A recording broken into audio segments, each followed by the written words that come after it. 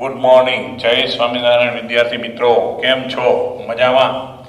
તો મિત્રો, વળી પાછા આપણે ચેપ્ટર નંબર 6 નીટના પ્રશ્નો અહીંયા ભણીશું.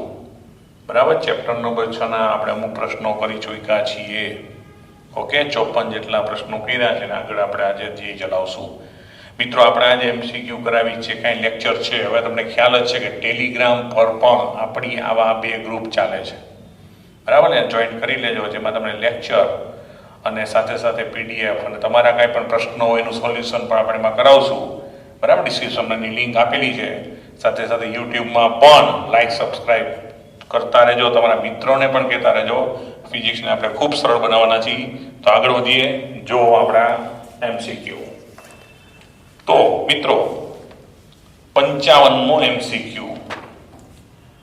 M દળવાળા એક કણ પર એક મશીન વડે કે વોટના અચળ દરથી પાવર આપવામાં આવે છે. આ કણ સ્થિર સ્થિતિમાંથી ગતિ શરૂ કરે છે, તો t સમયે તેના પર લાગતું બળ કેટલું? તો મિત્રો, એ પાવર તમને P કે બરાબર આપ્યો છે. રેડી? અહીં પાવર P બરાબર કે અને કેવો છે? અચળ. આપણે ગોતવાનું છે બળ. ધ્યાનમાં રહે ભાઈ, પાવર એટલે dw છેદમાં dt બરાબર k. માટે dw બરાબર k dt. બંને બાજુ આપણે સંકલન કરીએ તો હવે અહીંયા સંકલન કરો એટલે dw સંકલન થાય w, k અચળ. હવે dt સંકલન જો ખાલી t લખો એટલે અચળાંક આપણે c મૂકવો પડે. બરાબર, અન્ય સંકલન મુજબ.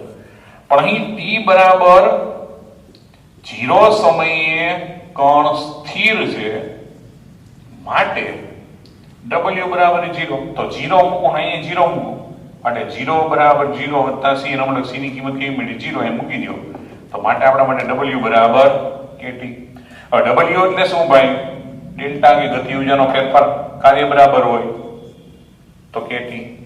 હવે ગતિ ઉર્જાનો ફેરફાર એટલે શું લખાય ભાઈ? અંતિમ ગતિ ઉર્જા માઈનસ પ્રારંભિક. તો પ્રારંભિક તો સ્થિર છે ને, બધા સ્થિર સ્થિતિમાંથી ગતિ શરૂઆત કરે, તો એના બરાબર શું આવ્યું ભાઈ? kt. તો v² બરાબર શું મળે? 2k/t. તો v બરાબર શું થાય? 2k/m વર્ગમૂળમાં, અને અહીંયા શું થઈ જાય? t⁻1. આપણે કાનમ ખબર મૂકી શું કામ લીધું સમજાવું, કારણ કે આપણે બળ મેળવ્યો. હવે પ્રવેગ એટલે dv/dt.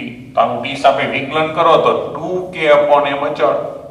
આનું વિકલન કરો તો ઘાત આગળ મિત્રો, અને ઘાતમાં એકનો ઘટાડો, તો 1/2 2km અને t⁻2 શું થાય ભાઈ? -1/2. તો એ મેળવો. તો માટે બળ F બરાબર તો શું હોય? ma. તો શું થાય? 1/2m √2k/m t⁻2 -1/2. હવે આ બેને અંદર લઈ જાય તો આપણે ખબર છે વર્ગ હોય બહાર લાવો તો જે વર્ગમૂળ નીકળે, અંદર લઈ જાવ તો વર્ગ કઈ કરવું પડે. એટલે આનું અંદર લઈ જાવ તો સમજવા 2km તો હતું જ, આ એમ અંદર રસમાં જાય m² થાય, આ બગડો થાય ને 2 × 4 થાય, અને આ t⁻2 -1/2 છે જ, તો 2 4 એક એક m કેન્સલ, તો √km/2 બરાબર, એમ તો કેન્સલ, તો t⁻2 -1/2. તો આવો આપણો વિકલ્પ આવે શું? √km t⁻2 -1/2. આપણે ચેક કરી લઈએ. રેડી? અહીં આપણો જવાબ. ઓકે, સ્ક્રીનશોટ લઈ લ્યો. રેડી?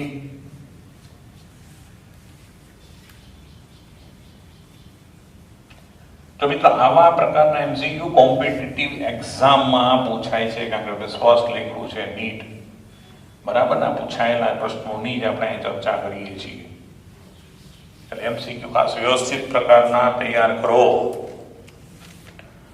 ત્યાર પછી છે 56. R1 અને R2 જેમના પ્રારંભિક સ્થાન સદિશો છે તેવા 2 કણો 1 અને 2 અનુક્રમે v1 અને v2 જેટલા વેગથી ગતિ કરે છે. આ 2 કણો ટી સમય એકબીજા સાથે અથડાય તે માટેની શરત ખાલી અલગ અલગ તમને વિકલ્પો આપેલા છે. એટલે મિત્રો શું પરિસ્થિતિ છે આપણે વિચારી, પેલા ચિત્રાત્મક નિરૂપણ કરી લઈએ. આ એક્સ, આ વાય અને ત્રિપરિમાણી હોય છે. આ એનો સ્થાન સદિશ ધારો કે અત્યારે આર વન એમ કીધું જે મુજબ, અને આ બી એનો R2 અને PQ કીધું હોય તો આપણે એને PQ નામકરણ કરી નાખી. રેડી, બરાબર. અને PQ કીધું 0 સમય, એટલે P આ 0 સમય અહીંયા જો, અને Q 0 સમય. હવે કોઈ ટી સમય અથડાય એની શરત ચર્ચા કરવાની. આનો વેગ v1, અહીંથી ગતિની શરૂઆત v1. હવે એક તો વિચાર ન હોય મિત્રો, આમ ક્યાંય જાય ને આમ જાય કોઈ અથડાય નહીં. લોજિકલી તો આપણે વિચારી લઈએ કે ધારો કે v1 વેગથી આમ જાય અને આ v2 વેગથી આમ જાય અને ટી સમય અથડાય છે, તો અથડાશે ત્યારે બી એક સ્થાને તો હોવા જોઈએ ને. આર કીધી આપણે ક્યારે ટી બરાબર, તો એ સમયે જે બંનેનો સ્થાન સદિશ હોય તો કોમન રહે. ક્લિયર થાય છે? તો અહીં આપેલ શરત મુજબ ટી બરાબર 0 સમય, બરાબર, પદાર્થો P અને Q સ્થાન પાસેથી v1 અને v2 વેગથી ગતિ કરે છે જો તે ટી સમયે અથડાય ત્યારે તેના સ્થાન સદિશ સમાન થવા જોઈએ. એનો મતલબ શું થયો કે પી કણ માટે હું વિચારું, પી કણ માટે ટી સમય શું થાય, એનો સ્થાન સદિશ શું થાય, ઓઆર. પણ એ ઓઆર થાય કે ના બરાબર, તો આનો ઓલરેડી સ્થાન સદિશ r1 તો હતો જ મિત્રો, અને વત્તા એ ટી સમયમાં તો v1 ટી અંતર કાપે, વેગ તો અચળ કીધો એટલે આમ થશે. અને ક્યુ કણ માટે હું લખીશ તો એના માટે સ્થાન સદિશ ઓઆર થશે, પણ એનું થશે r2 પ્લસ v2. તો સમીકરણ 1 અને 2 પરથી, તો સમીકરણ 1 અને 2 પરથી હું લખી શકું કે r1 પ્લસ v1t બરાબર r2 પ્લસ v2t. તો આને r2 ના બાજુ લઈ લેવું તો r1 માઇનસ r2 બરાબર v2 minus v1 into t. અને આ બાજુ જઈને તો આને કીધું સમીકરણ 3, અને આને હું જો મૂલ્યમાં લખું તો માનાંક આવી જશે.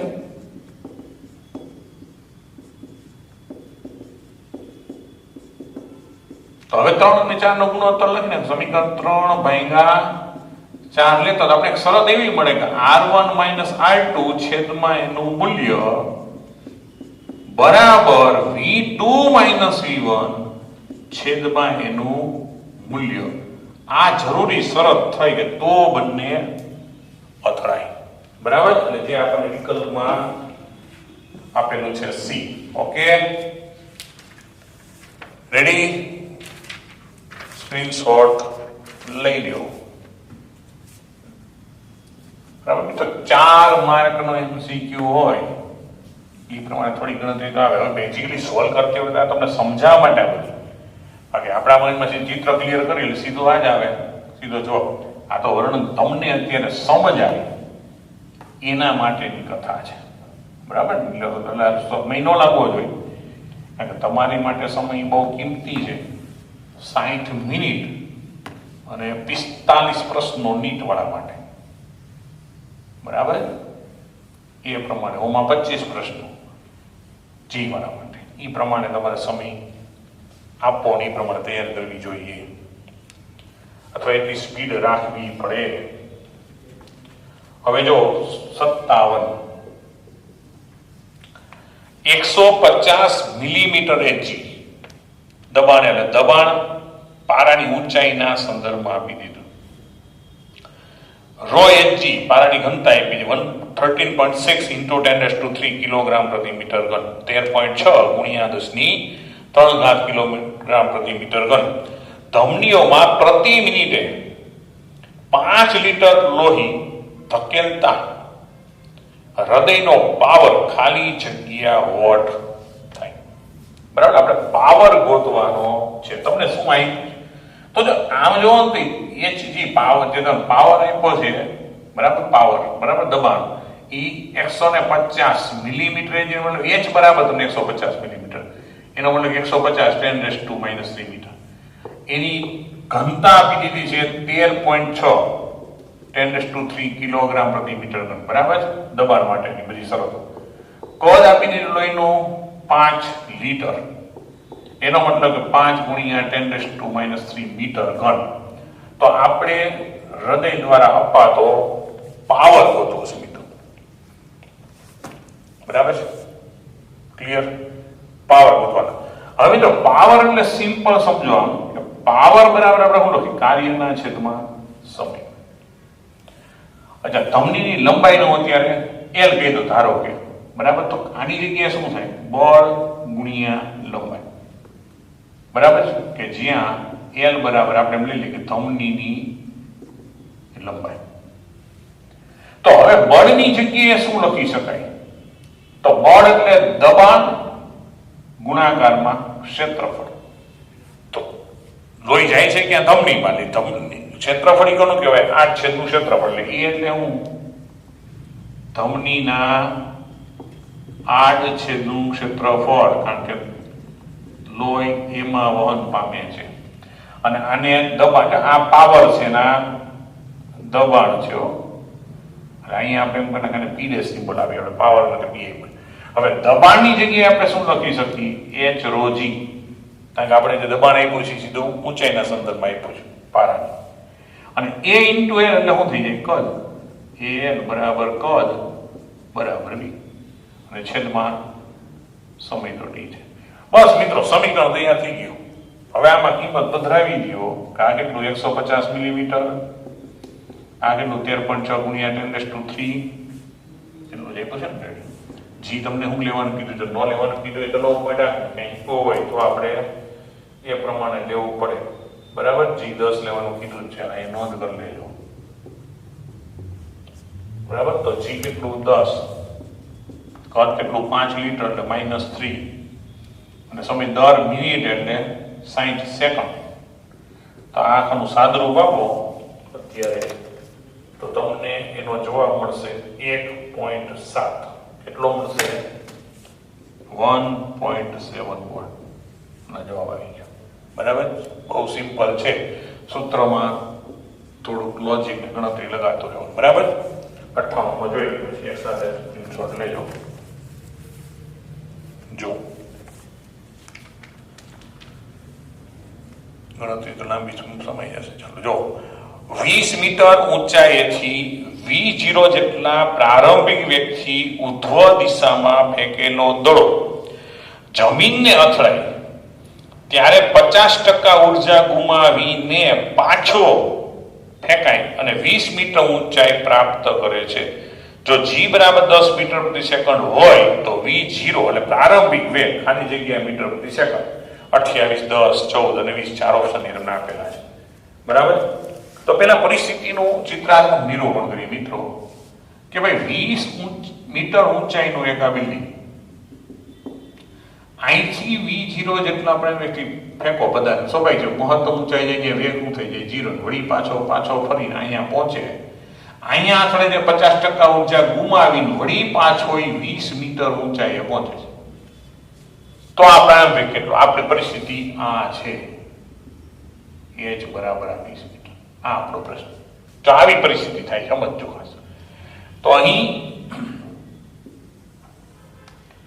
અહીં પદાર્થને, સદડાને જે હોય દડાને v0 જેટલા વેગથી ફેંકતા તે મહત્તમ ઊંચાઈએ જઈ પાછો, એટલે આનું અત્યારે એ સ્થાન કીધું, તો એ આમ પાછો ફરીને પાછો એ સ્થાન આવે ને મિત્રો, એટલે એટલી ઊંચાઈ એ સ્થાન પાસે, ત્યારે એનો વેગ v0 જેટલો જ હોય, પણ એની દિશા ક્યાં હોય? અહીંયા નીચે તરફ હોય, બરાબર. એટલે હું ખાસ અહીં પદાર્થની v0 જેટલી ફેંકતા તે મહત્તમ ઊંચાઈ પ્રાપ્ત જે જઈ પાછો એ બિંદુ પાસે આવે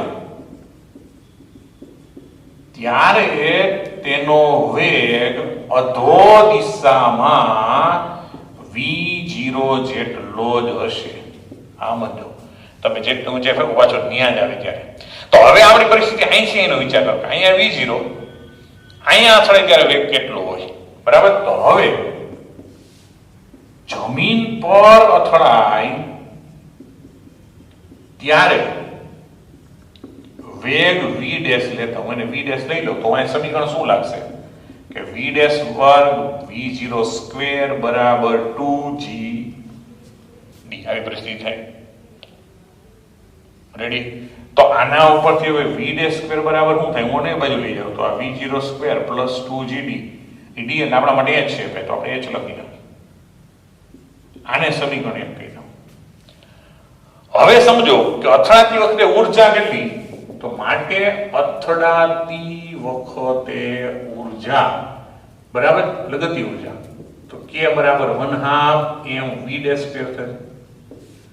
હવે 50% ઊર્જા ગુમાવે માટે અથડાય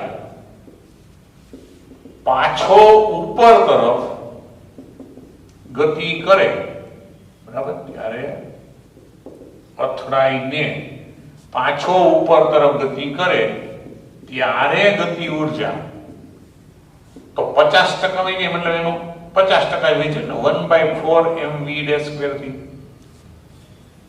સમજાય? તો હવે v ડેશ સ્ક્વેર ની કિંમત તો આ છે, તો કિંમત મૂકી દીધી તો 1/4 m, અને v ડેશ સ્ક્વેર ની કિંમત આપણે કોઈ કેટલી છે? v0 square plus 2gh. આ સમીકરણ નંબર 2. તો અથડાઈને પાછો જાય ને 50% ઉંમર આટલી છે તો ઊર્જા શું મુજબ હવે ઊંચાઈ પ્રાપ્ત કરવાનો સ્થિતિ ઊર્જા વપરાશે. તો અહીં ઊર્જા સંરક્ષણ મુજબ હવે શું થશે કે એની જ્યારે અથડામણ બાદની ગતિ ઊર્જા છે એ પછીની એની ઊંચાઈની સ્થિતિ ઊર્જા રૂપાંતર પામે. તો અથડામણ બાદની ગતિ ઊર્જા છે 1/4 m v0 સ્ક્વેર 2gh.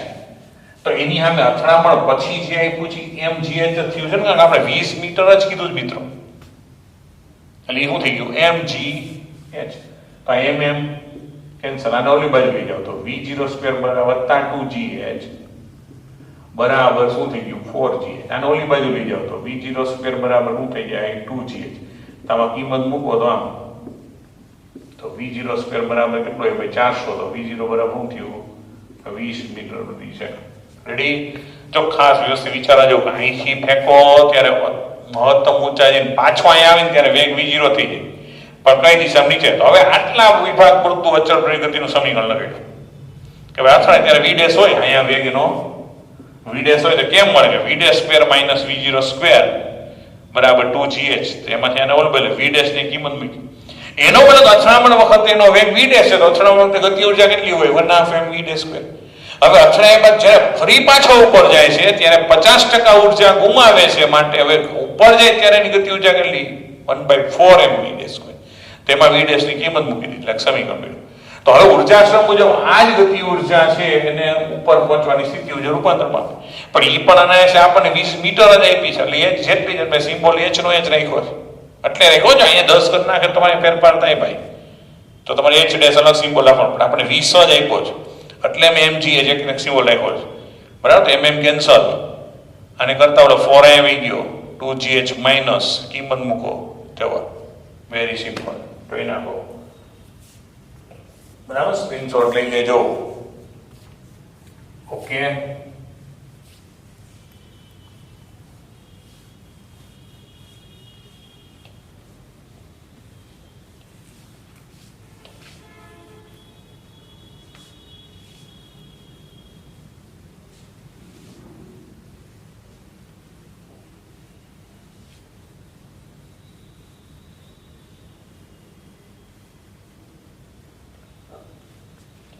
ત્યાર પછી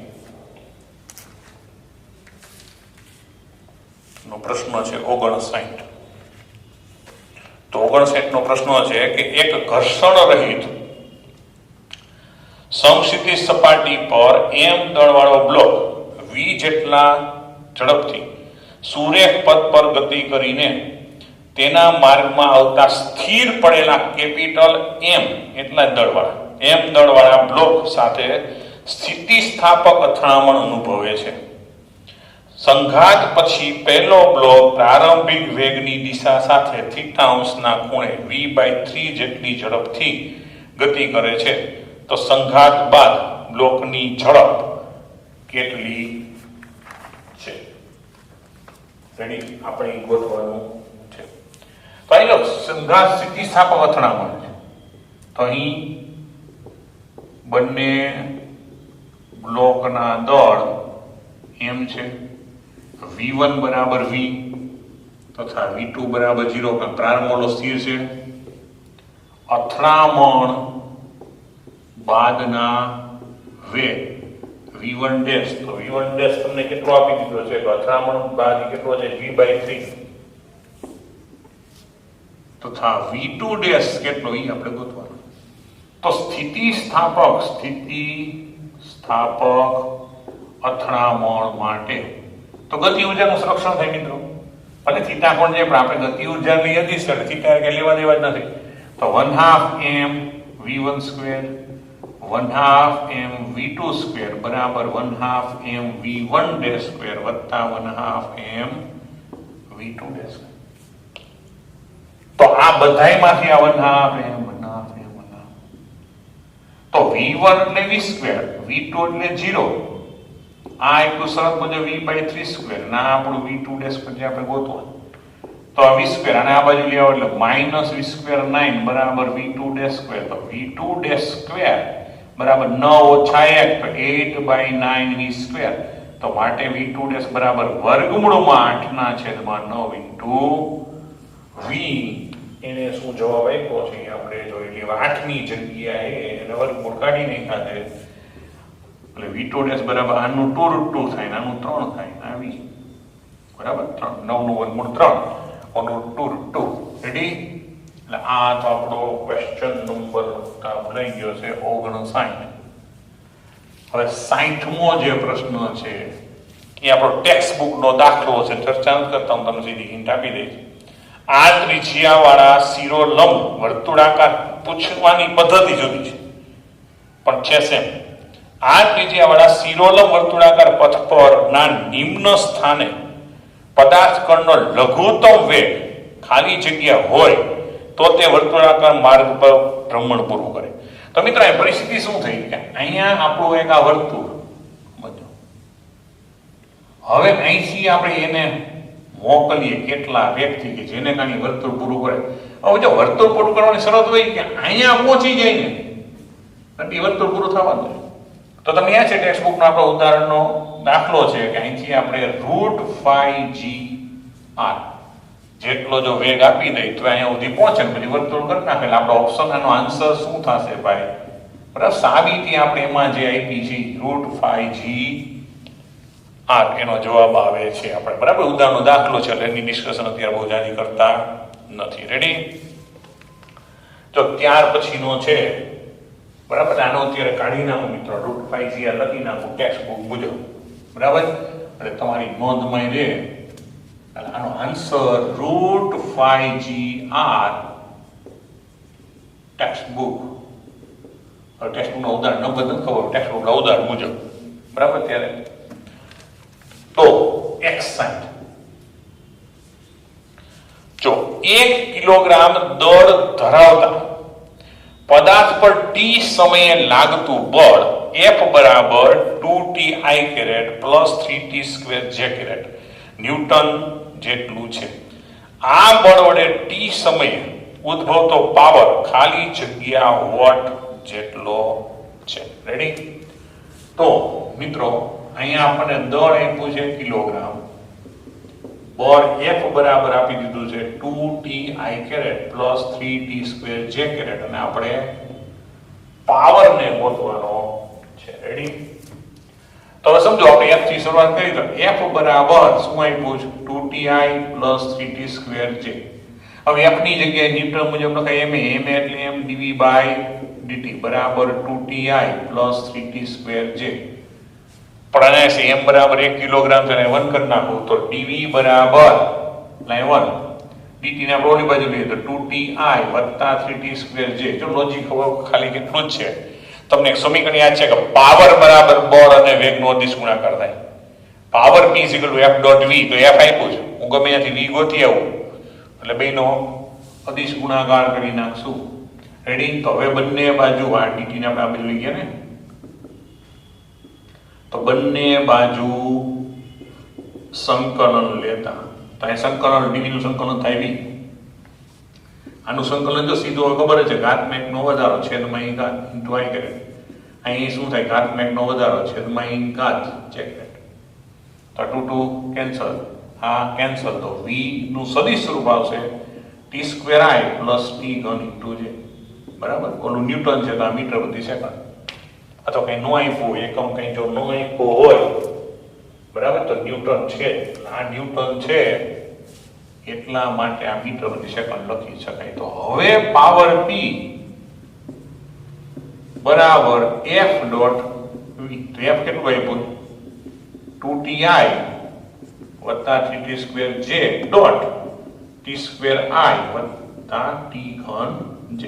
તો ડોટ ગુણાકાર તો i ડોટ i1 થાય, તો i ડોટ i1 થાય તો આ 2t ઘન અને વત્તા j ડોટ j1 થાય તો 3t⁵ વોટ. બરાબર? અને સમીકરણના ફોર્મમાં જ આપણે મેળવવાનું છે એટલે આપણો આન્સર થાય છે D. બરાબર? 2t ઘન અને 3t⁵. રેડી?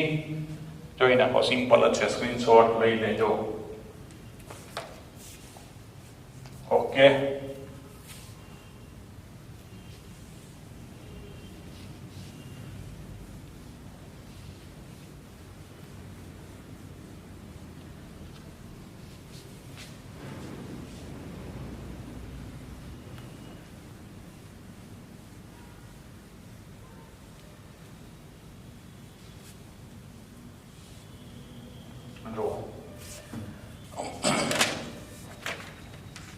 ત્યાર પછી છે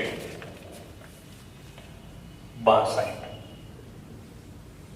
બરાબર? તેની રકમ આવી છે દર આધાર પરથી 5 મીટર લંબાઈની દોરી વડે લટકાવેલ 2 કિલોગ્રામ દળના બ્લોક સાથે 10 ગ્રામ દળ વાળી ગોળી 400 મીટર પ્રતિ સેકન્ડના સમક્ષિતિજ વેગથી અથડાય છે ત્યારે બ્લોકનું ગુરુત્વ કેન્દ્ર 10 સેન્ટીમીટર જેટલું ઊંચે જાય છે. બરાબર? તો આ બ્લોકમાંથી બહાર આવતી વખતે ગોળીનો સમક્ષિતિજ વેગ ખાલી જગ્યા હશે. રેડી? તો આપણે મૂલ્ય લખશું બધા. બરાબર? કે ધારો કે હવે જો પેલા પરિસ્થિતિ ચિત્રાત્મક નિરૂપણ કરી લેવાનો. આ દોરી 5 મીટર લંબાઈની, આ એક દળ, એના દળને આપણે m2 કહી દઈએ. અહીંથી એક ગોળી આવે છે m1, એનો વેગ v1, આની સાથે અથડાય છે. હવે અથડાવાને કારણે શું થાય છે કે આ બ્લોક આમ થોડોક આમ વહી જાય છે. થોડોક આમ એટલે હું કે આ જે ઊંચાઈ છે એ આપણને કેટલી રકમમાં આપી છે જોઈ લઈએ. કેટલી એવી છે? 10 સેન્ટીમીટર ઊંચે જાય છે. આ ટોટલ લંબાઈ હતી 5 મીટર. રેડી? તો એ સમયનો જે કઈ વેગ હોય v2 ડેશ, અને ગોળી જે બહાર આવશે પાછી એ v1 ડેશ કેટલો આપણો એ પ્રશ્ન છે. ઓકે, તો અહીં ગોળીનું દળ બરાબર m1, તો એ આપણે કેટલું આપ્યું છે રકમમાં? 10 ગ્રામ. એનો મતલબ 10 ગુણ્યા 10⁻³ એટલે કે 10⁻² કિલોગ્રામ એટલે 0.01. બરાબર? બ્લોકનું દળ m2, તો એ આપણે આપેલું છે કિલોગ્રામમાં. બરાબર? ગોળીનો પ્રારંભિક વેગ v1 બરાબર, તો એ આપ્યું છે 400 મીટર પ્રતિ સેકન્ડ. બ્લોકનો પ્રારંભિક વેગ v2 તો 0. અથડામણ બાદ ગોળીનો વેગ v1 ડેશ એ આપણો પ્રશ્ન છે. અને બ્લોકનો અથડામણ બાદ વેગ બરાબર આપણે v2 ડેશ એ આપણે ધારણા કરી. આપણે ગોતવા નથી, આપણો પ્રશ્ન નથી, ટિપ્પણી આપણે ધારણ કરી. રેડી? અને આટલી પરિસ્થિતિ ગોઠવાઈ. તો અહીં વેગમાન સંરક્ષણ, તો હવે વેગમાન સંરક્ષણ અનુસાર તો હવે વેગમાન સંરક્ષણ દાખલ કરીએ તો શું લખાય? m1 v1 m2 v2 m1 v1 dash plus m2 v2 dash. તો અહીંયા m1 એટલે ગોળીનું દળ કેટલું છે ભાઈ? 0.01. રેડી? એનો વેગ કેટલો છે? 400.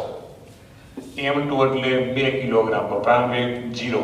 અહીંયા શું થશે? 0.01 બરાબર છે v1 ડેશ પ્લસ અહીંયા 2 અને આ થશે v2 ડેશ. તો આ થઈ ગયું 0. અહીંયા ગુણશો એટલે શું થઈ જશે? 4. તો 4 બરાબર 0.0 v1 dash plus 2 v2 dash. આને કીધી સમીકરણ. અને આપણે વેગમાન સંરક્ષણ લાગુ કર્યું. હવે બ્લોક 2 માટે વિચાર કરો મિત્રો કે બ્લોક 2 ને જ્યારે અહીંયા બ્લોક એટલે બ્લોક m2 દળવાનો અથડાશેનો વેગ v2 ડેશ છે. અથડામણ બાદનો વેગ v2. ત્યારે એની ગતિ ઊર્જા શું છે?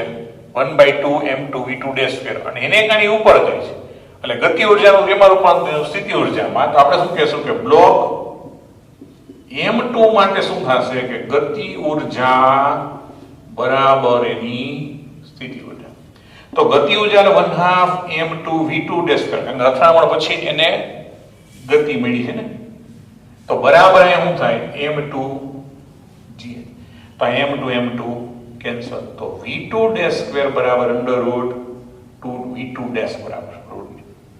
તો અહીં કિંમત મૂકી દો તો 2g એટલે 10 અને ઊંચાઈ કેટલી કીધી? 10 સેન્ટીમીટર એટલે 0.1 બરાબર. તો આનું તમે સાદું રૂપ આપો તો √2 એટલે 1.414 મીટર પ્રતિ સેકન્ડ. તો ઈ કિંમત અને આપણે સમીકરણ 2 કીધું. 2 ની કિંમત સમીકરણ 1 માં મૂકતા તો સમીકરણ 2 ની કિંમત 1 માં મૂકતા એટલે આપણે v1 ડેશ ગોતવું છે આપણને મળી જશે બસ. તો 4 બરાબર 0.01 v1 ડેશ v1 ડેશ ખાલી અને 2 ગુણ્યા 1.414 તો 0.01 v1 ડેશ બરાબર 4 ઓછા આ બેનો ગુણાકાર પછી બાદ કરો તો ગુણાકાર કેટલો થાય છે?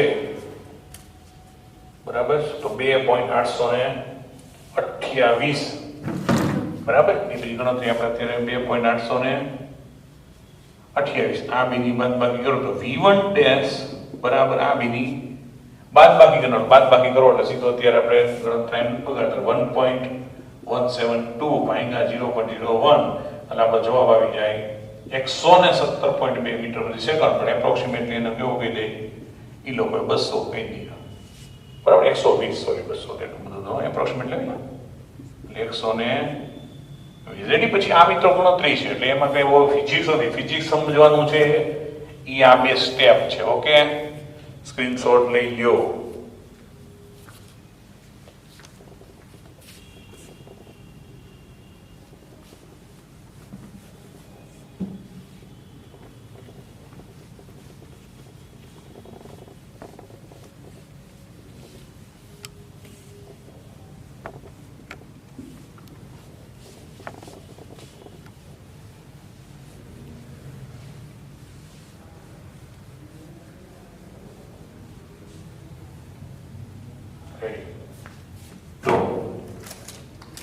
ત્યાર પછીનો પ્રશ્ન છે 63. તો સિમ્પલ પ્રશ્ન છે. 2 એક સમાન દળાઓ A અને B અનુક્રમે 0.5 મીટર પ્રતિ સેકન્ડ અને -0.3 મીટર પ્રતિ સેકન્ડ ના વેગથી ગતિ કરીને એક પરિમાણ સ્થિતિસ્થાપક અથડામણ અનુભવે છે. તો અથડામણ પછી B અને એના વેગો અનુક્રમે ખાલી જગ્યાઓ. હવે એક પરિમાણિક સ્થિતિસ્થાપક અથડામણ હોય મિત્રો તો અથડામણ પછી વેગ શું થાય? માત્ર ઉલટાય. એટલે શું થાય? A નો 0.5 છે એ -0.3 થઈ જાય અને B નો -0.3 છે એવું થઈ જાય 5 થઈ જાય. એટલે આપણો જવાબ શું આવશે? પોઈન્ટ બરાબર. વિકલ્પ નો 0.5 બરાબર. A નો વેગ અને B નો વેગ એટલે શું થશે? -0.3 અને 0.5 આવવો જોઈએ. એટલે એનો વિકલ્પ 0.5 અને એનો અંતિમ વેગ એ B નો પ્રારંભિક વેગ એટલે અંતિમ જવાબ આપણા શું થશે? B માટે જો અહીંયા જવાબમાં ત્યાં થોડોક સુધારો કરજો. એ લોકોએ જે લખ્યું છે એને પૂછ્યો છે એના વેગ અનુક્રમે અથડામણ પછી, તો એનો અથડામણ પછીનો વેગ -0.3 થાય અને બીનો વેગ 0.5 થાય. એટલે સાચો જવાબ એ છે, ડી નહીં. બરાબર, સાચો આન્સર એમાં ડી બધા વાળી ખોટો છે. એ સાચો આવશે. એનો વેગ -0.3 અને બીનો વેગ 0.5 આમ લખાશે. એટલે આપણો જવાબ આવે એ 0.3 અને -0.3 અને 0.5. રેડી? એ સુધારો વધ્યો છે. તો 64 4I + 3J ન્યૂટન જેટલા બળની અસર હેઠળ એક કણ -2I + 5J મીટર સ્થાનેથી 4J + 3K મીટરના સ્થાને જાય ત્યારે આ બળ વડે થતું કાર્ય ખાલી જગ્યા જૂલ થાય. તો મિત્રો અહીં પેલા બળ આપ્યું છે આપણને 4I + 3J ન્યૂટન. પ્રારંભિક સ્થાન આપ્યું છે -2I + 5J. અંતિમ સ્થાન છે 4J + 3K. તો આપણે ગોતવાનું છે કાર્ય. તો જો કાર્ય એટલે બળ ગુણ્યા સ્થાનાંતર. બરાબર, તો અહીં કાર્ય W કાર્ય દિશ રાશિ છે ભાઈ. F ડોટ આપણી સ્થાનાંતર કેમ મળે કે અંતિમ માઇનસ પ્રારંભિક.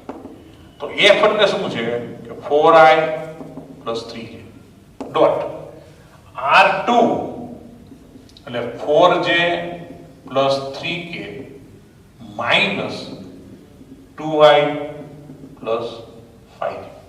હવે ઓલું છે ને કે એને આપ્યું પરિવાર ચેક કરી લઈ કે પછી આગળ જઈને ગણતરીમાં પાછી કઈ ભૂલ ન આવે. રેડી?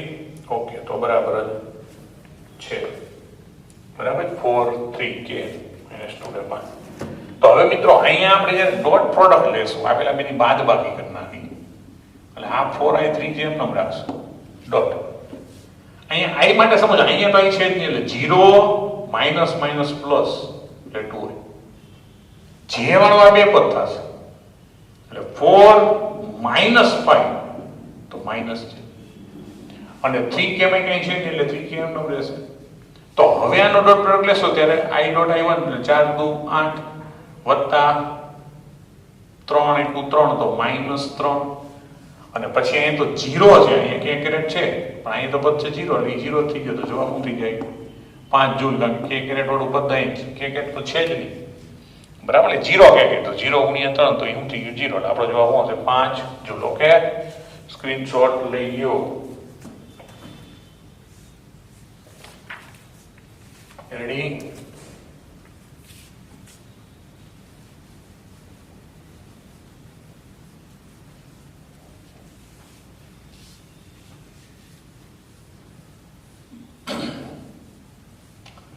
તો ત્યાર પછી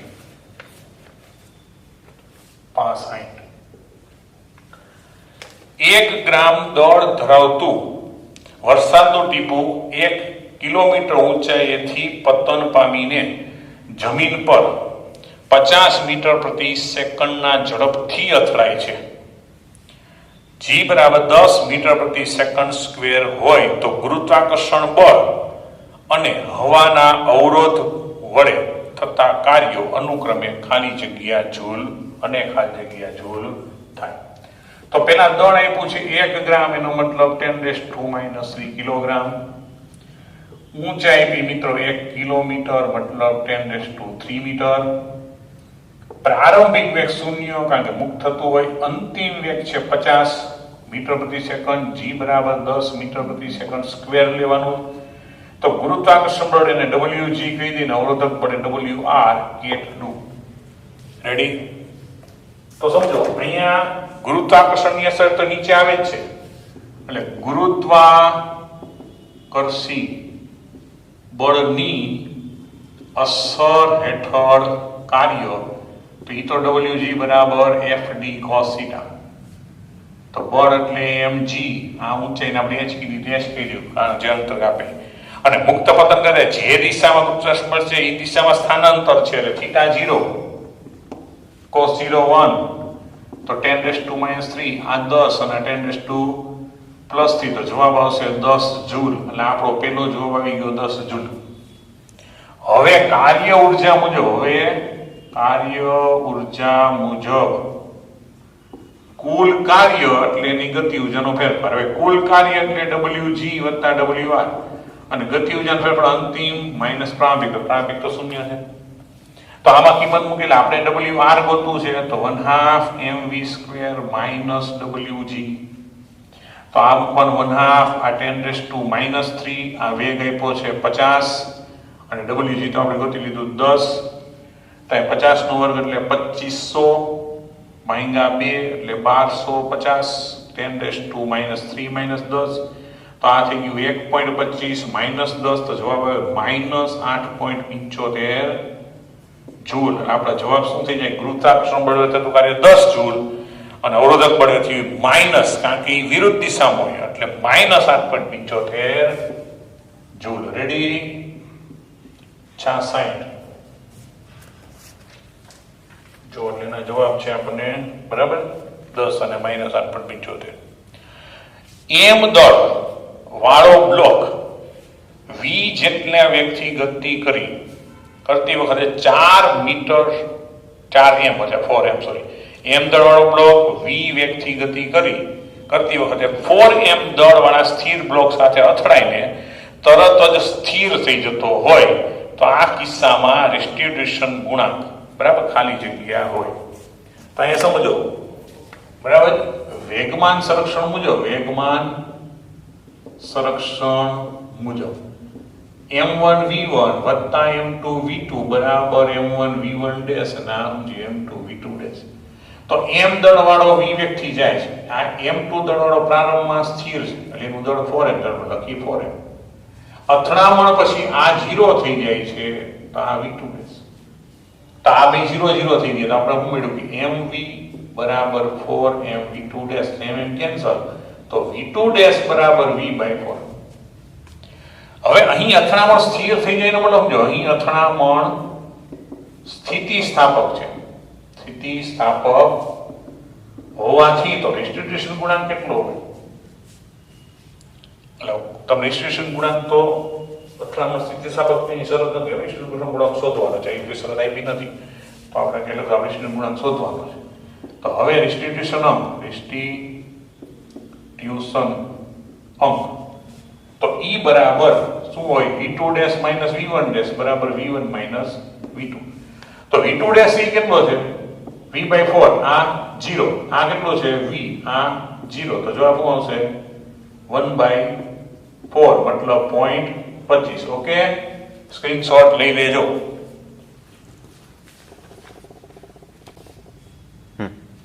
ઓકે તો આગળ જોઈએ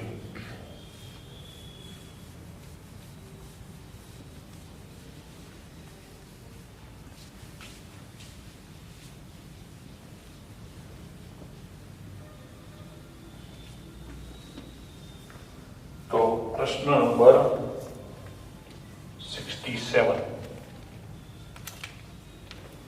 રેડી. તો મિત્રો આમ છે આકૃતિમાં દર્શાવ્યા પ્રમાણે એ જ ઊંચાઈના ઘર્ષણ રહિત વક્ર ઢાળની ટોચ પરથી m દળવાળા પદાર્થને છોડી દેતા તે AB બરાબર D જેટલા વ્યાસવાળું શિરોલંબ વર્તુળ માંડ પૂરું કરી શકે છે તો H બરાબર ખાલી જગ્યા. એટલે પરિસ્થિતિ આવી છે મિત્રો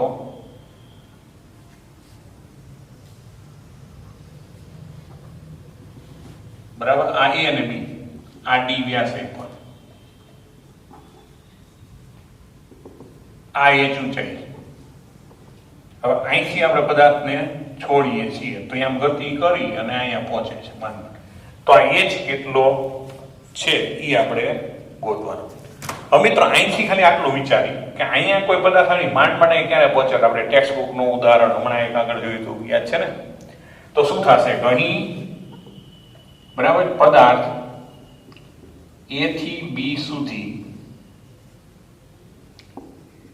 માંડ માંડ પહોંચે છે, માટે એ પાસે વેગ v બરાબર √5g, પણ આપણે વ્યાસના ફોર્મમાં આપ્યો છે એટલે 5gd/2 સમીકરણ નંબર 1. હવે ઈ પદાર્થને જ્યારે તમે અહીંથી મૂકો m દળવાળાને, તો અહીંયા એનો વેગ કેટલો હોય? તમે મુક્ત પતંગ ફ્રી કરો છો એટલે શું થાય? અહીંની સ્થિતિ ઉર્જા કેટલી હોય? mgh. ઈ કેમાં રૂપાંતરણ થયું હોય? એ પાસે ગતિ ઉર્જાના ફોર્મમાં, ત્યારે એનો વેગ v હોય. તો હવે પદાર્થને બરાબર એ જ ઊંચાઈથી મૂકતા એ પાસે વેગ v હોય તો શું કહીશું કે એ પાસે ગતિ ઉર્જા બરાબર બરાબર એ જ ઊંચાઈએ સ્થિતિ ઉર્જા. તો એ પાસે ગતિ ઉર્જાની થાય 1/2 mv² અને ઓલી થાય mgh. તો mm કેન્સલ, તો v² બરાબર શું થાય? 2gh. આ સમીકરણ નંબર 2. તો આ બંને સમીકરણ સમાન થાવ v બરાબર 0.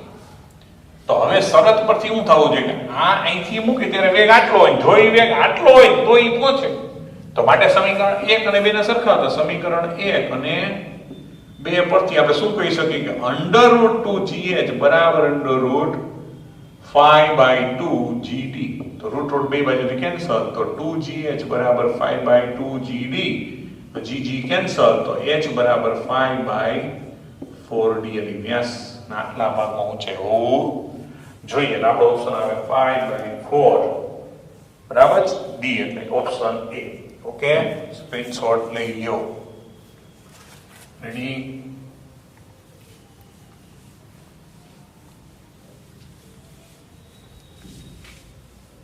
તો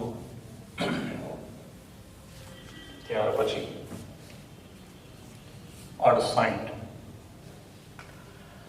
4m દળવાળો પદાર્થ એ 2m દળવાળા સ્થિર પદાર્થ b સાથે એક પરિમાણમાં સ્થિતિસ્થાપક સંઘાત અનુભવે છે, ત્યારે એ દ્વારા ગુમાવાતી ઉર્જાનો અંશ ખાલી જગ્યા થાય. એનો દળ 4m, b સ્થિર છે, એનું 2m અથડાય ત્યારે ગુમાવાતો અંશ. ગુમાવાતો અંશ આમ જોવું તો મિત્રો આંશિક ત્રુટિ જે આપણે ગણતા હતા એ પ્રમાણે આપણે અહીંયા ગણતરી કરવાની. તો અહીં પહેલા આપણે વેગમાન સંરક્ષણ મુજબ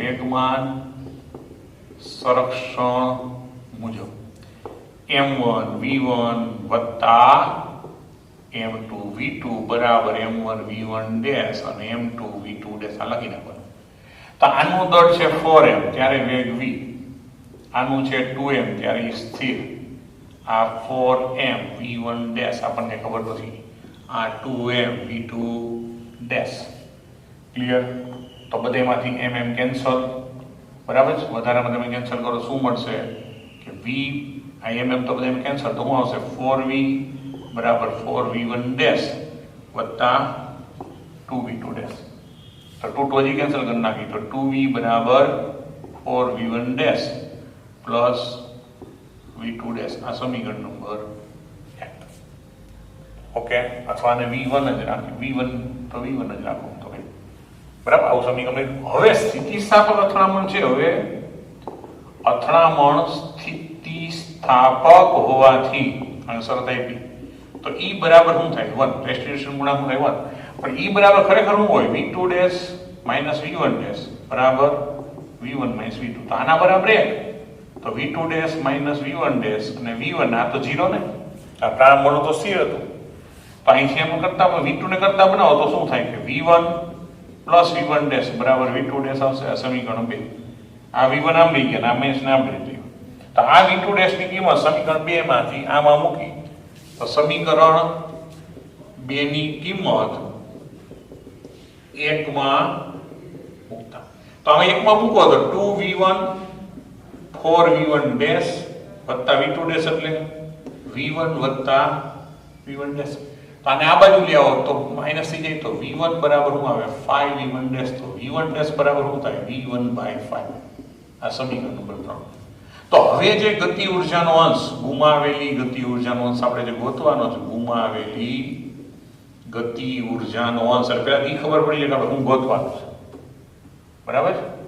તો ગુમાવેલી ગતિ ઉર્જાનો અંશ એટલે એને હું અત્યારે એફ કહી દઉં તો શું આવે કે ભાઈ પ્રારંભિક ગતિ ઉર્જામાંથી અંતિમ ગતિ ઉર્જાને બાદ છેદમાં મૂળ ગતિ ઉર્જા. આમ છે મિત્રો. તો 1/2 m બરાબર આ એમ જ છે એને ગુમાવેલી ઉર્જા. તો 1/2 m કેન્સલ એટલે v1² - v1² upon v1² આમ થયું. તો v1² એમ નમ રહેશે. અહીંયા શું થશે આનો વર્ગ કરશો એટલે v1² અહીંયા શું આવશે v1² upon 25 થઈ જાય ને 5 નો વર્ગ અને છેદમાં તો v1² છે.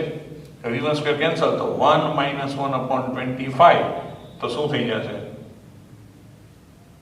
25 - 1 એટલે 24/25 એટલે એના આપણે પર્સન્ટેજમાં જો કે આપણે માંગ્યું હોય એટલે આપણા માટે શું થશે v1² ઓકે મિત્રો આમાં 2v1 ને v1 ની કિંમત v1/3 મળે છે.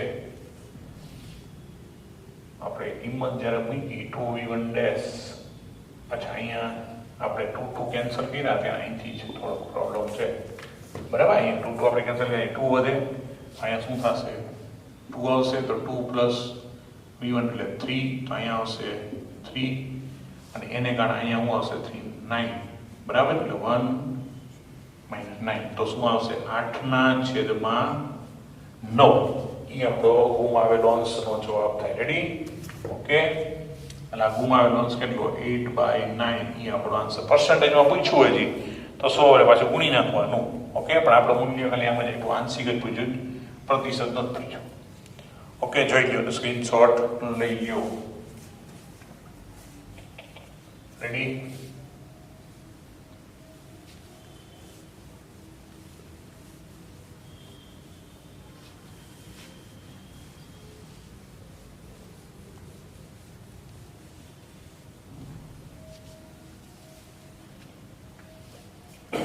ત્યાર પછી છે 69. એક કણ પર F = 20 + 10y જેટલું બળ લાગવાથી તે y = 0 થી 1 મીટર સુધી સ્થાનાંતર કરે ત્યારે આ બળ વડે થતું કાર્ય ખાલી જગ્યા જૂલ F ન્યૂટનમાં y મીટરમાં. તો F બરાબર આપ્યો 20 + 10y y = 0 થી y = 1 માટે કાર્ય કેટલું. તો સિમ્પલ મિત્રો ચલ બળ વડે થતું કાર્ય એટલે અહીંયા FBy 0 થી 1 તો શું થાય 20 + 10y dy 0 થી 1.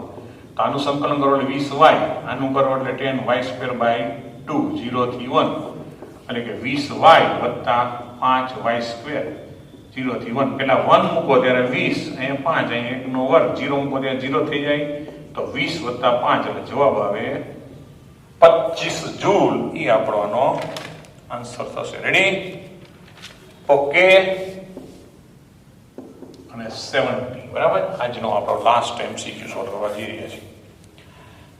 એક પાતળા સુરેખ તાર સાથે m દળનો પદાર્થ બાંધી તેને શિરોલંબ વર્તુળાકાર પર ગોળ ગોળ ઘુમાવવામાં આવે તો કયા સંજોગોમાં આ તાર તૂટી જવાની મહત્તમ શક્યતા રહેલી છે.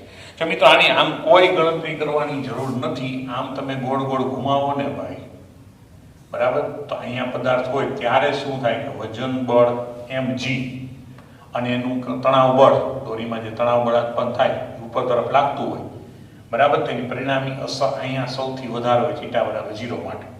તો અહીંયા નિમ્ન સ્થાને હંમેશા તૂટે કારણ કે તમે કોઈ બીજા સ્થાને લેશો અહીંયા ભલે કોઈ θ ખૂણે જે તણાવ બળ તો આમ જ લાગવાનું પણ અહીંયા mg તો આ અહીંયા શું આવે અહીંયા θ હોય તો mg cos θ થાય. તો અહીંયા જે કેન્દ્રગામી બળ હોય શું આવે t - mg cos θ. ક્લિયર થાય છે.